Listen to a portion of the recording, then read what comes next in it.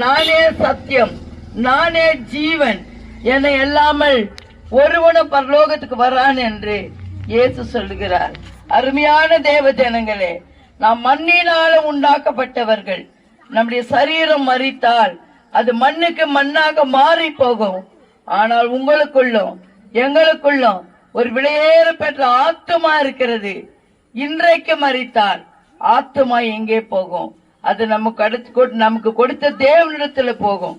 அது தேவனிடத்துல போய் சேர வேண்டுமானால் இந்த உலகத்துல வாழ்கிற நாட்களிலே இயேசுதான் மெய்யான தெய்வம். இயேசுதான் நம்முடைய பாவங்களுக்காக ரத்தம் சிந்தினார். கல்வாரி சிலுவையில ஜீவனை கொடுத்தார். அவர் மரித்து அடக்கம் பண்ணப்பட்டு இயேசு 3ஆம் நாளிலே உயிர்த்தெழுந்தார் என்று விசுவாசித்து அவரை ஏற்றுக்கொண்டவர்களுக்கு நித்திய ஜீவனுக்கு இயேசு வழியாக இருக்கிறார். அருமையான தேவ ஜனங்களே,